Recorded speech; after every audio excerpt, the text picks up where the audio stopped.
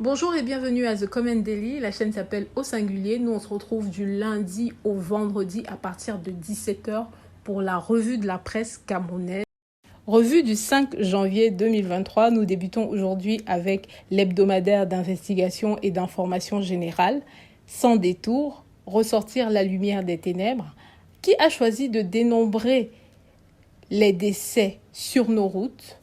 Accident de la route, moins de 963 décès en 2022 selon les indicateurs. Une fausse information parue chez un confrère le mercredi 4 janvier dernier.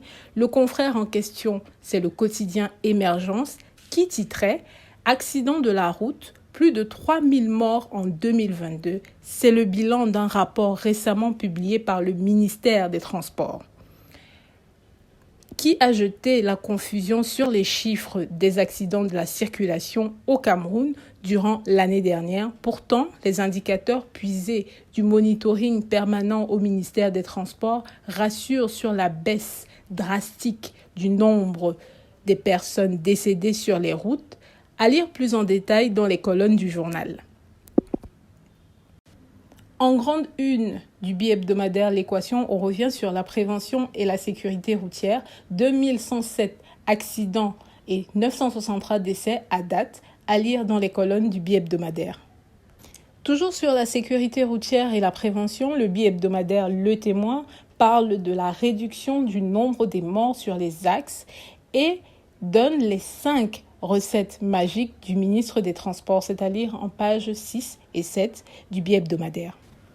Le quotidien Le Jour revient sur la hausse des prix. Alors, suite à la loi des finances votée par le Parlement en fin d'année dernière et promulguée par le chef de l'État, entrée en vigueur dès le 1er janvier 2023, le timbre fiscal est passé de 1000 francs à 1500. Alors, le quotidien titre « Timbre fiscal, les usagers sous le choc ».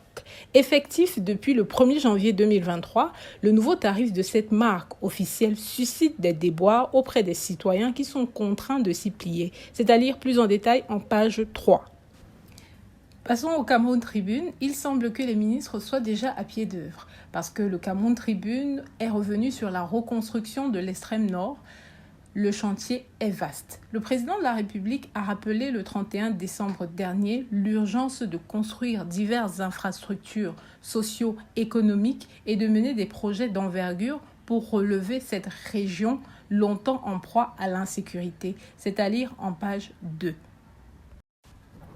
Le Calam revient sur le discours du chef de l'État en titrant « Discours du chef de l'État, les sujets tabous de Paul Biya ». Selon le journal, il y a des sujets qui n'auraient pas été abordés lors du discours du chef de l'État, notamment le chômage des jeunes, la revalorisation des salaires, les nouvelles taxes en cours de crise économique, l'impunité autour de l'argent du Covid-19 détourné, les affrontements meurtriers dans l'extrême nord. Tout ça, c'est à lire en page 5.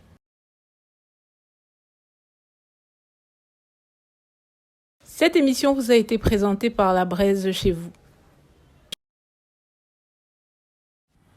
Merci d'avoir suivi The Comment Daily du 5 janvier 2023. On se retrouve demain à partir de 17h sur la chaîne Au Singulier et l'émission s'appelle The Comment Daily. Merci d'avoir écouté. N'oubliez pas de liker, de commenter et de vous abonner. Merci encore.